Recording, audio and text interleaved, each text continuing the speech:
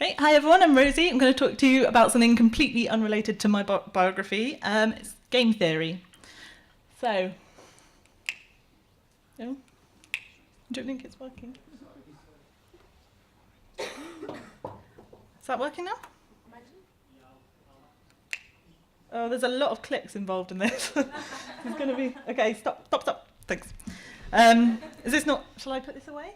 No, keep using it. Okay. So, let me set the scene. You remember a tribe on a remote island. You're hungry. But before you're allowed to go and find some food, you must follow the tribal hunting rules. So, you're assigned a partner, and independently, you must decide whether you're going to hunt with them or whether you're going to feign illness and stay at home. Whatever comes back from the hunt is shared equally between you, and obviously hunting uses up energy, but you get food from it, so there's advantages and disadvantages to each option. You know each other's reputation, which tells you how likely somebody is to hunt based on their past behaviour. You then repeat this process for everyone else in the tribe.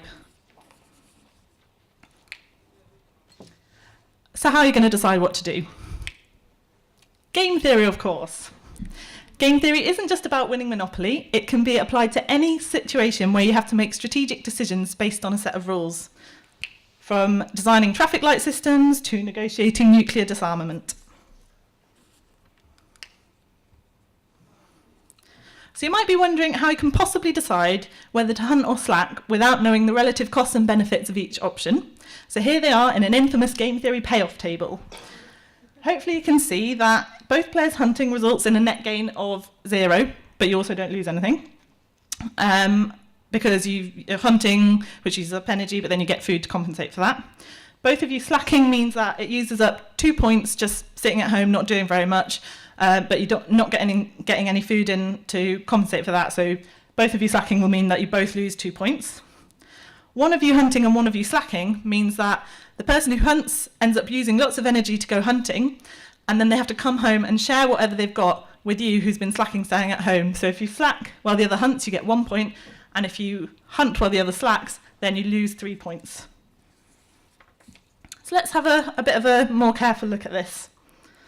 You might notice that whatever your partner does, you are least worst off if you slack. And okay, so if they hunt, then you can take advantage of this by slacking, and that will mean that you gain a point.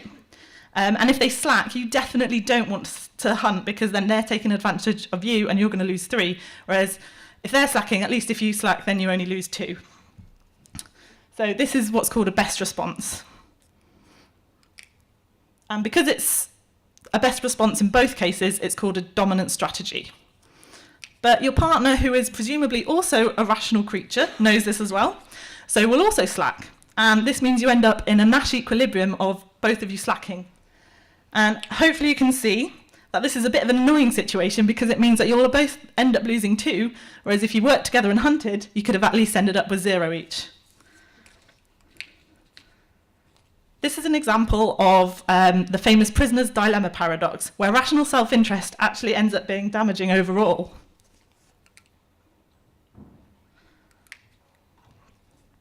Okay, so in society, most people don't go around stealing each other's stuff, because we know overall that we'd rather live in a society where people don't steal things.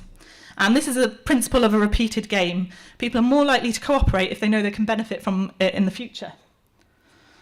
So a repeated game also gives us this benefit of a reputation. So you know who to trust based on how likely they've been to cooperate in the past. But if we're only cooperating to reap future benefits, then it's interesting to think about what would happen if we all knew the world was about to end, and would it descend into chaos? But let's get back to our tribal scenario. We've got to develop a strategy. So the questions we need to ask ourselves are, how do we take advantage of players that are likely to hunt? How do we make sure we don't get taken advantage of by players likely to slack? How can we convince other players that we're trustworthy and are probably going to hunt, so that they would hunt with us as well? And how can we encourage cooperation in everybody else in the tribe so that we can all reap the benefits of mass cooperation?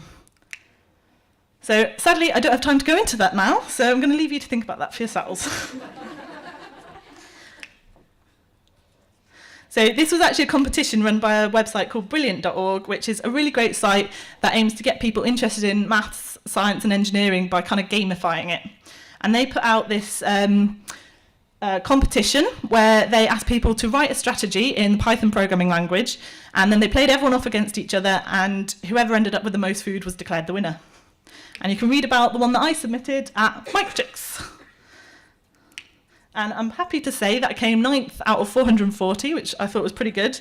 And best of all, I won a t-shirt that said, "I survived." So the moral of the story is, if you don't know much about it, go and look up game theory. Even if it's unlikely to help you survive in a hungry tribe, it might help you win a t-shirt. Thanks. Splendid.